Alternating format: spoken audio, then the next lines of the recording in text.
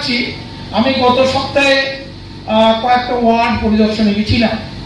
সেখানে একটা ওয়ার্ডে প্রথম আমি পদার্পণ করি এবং প্রথম যে বাড়িটায় ঢুকেছিলাম সেই বাড়িটায় আমি একদম বাড়িয়ে বলছি না, প্রথম বাড়িটায় আমি ঢুকেই একদম চোখের সামনে আমি দেখতে পেয়েছি প্রায় 20 থেকে 25টা কন্টেনার জল ভর্তি।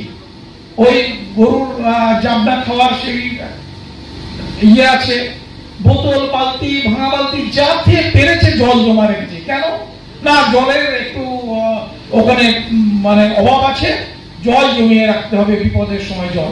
এবং প্রত্যেকটা কন্টেনারে আপনারা বিশ্বাস করবেন না, মশার লার্ভা কিলবিল করছে। এবং আমরা ওগুলো ফেলে দিলাম, দিয়ে তার বারান্দায় উঠলাম, বারান্দায় দেখলাম শিশি বোতল যাতে পেরেছে জল রেখে দিয়েছে। আমরা তো অবাক হয়ে গেলাম। আমাদের তাহলে হাউস টু হাউস সার্ভে যারা করছেন, তাহলে আমি প্রথম বাড়িতে গিয়ে প্রথম মানে গেট থেকে ঢুকেই এইগুলো দেখলাম, তাহলে তারা কি করছিলেন। এরপরে আমি ওই অঞ্চলে প্রায় 10টা বাড়িতে ঘুরেছি। ইচ অ্যান্ড এভরি প্রত্যেকটা বাড়িতে আমি কিন্তু ওই কন্টেনার পেয়েছি, যে কন্টেনার আমাদের কাজ ছিল যে কন্টেনারটাকে উপর করে দেওয়া বা ভেঙে ফেলা বা সরিয়ে ফেলা। আমি প্রত্যেকটা বাড়িতে খুব ক্যাজুয়ালি গিয়ে দেখেছি যে এই চোখের সামনে ওই একটা।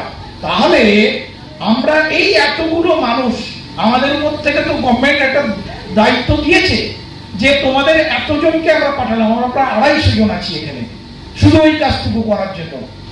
তৎসত্ত্বেও ঊর্ধ্বতন কর্তৃপক্ষ এলে চোখের সামনে কেন এগুলো তারা দেখতে পাবে, কেন এগুলো দেখতে পাবে? এই দায়িত্ব কি আমাদের নেই? আমি এক্ষুনি যে কোনো ওয়ার্ডে যাব, দেখতে পাবো যে সেই ওয়ার্ডে আমি খালি চোখেই দেখতে পাবো যে সব কন্টেনার এখনো পড়ে আছে। আমি চ্যালেঞ্জ করছি আমাদের সঙ্গে, এটা কেন হচ্ছে? আমি এখানে যারা আমাদের সুপারভাইজার আছে, দয়া করে একটু দাঁড়ান, সুপারভাইজার একটু দাঁড়ান।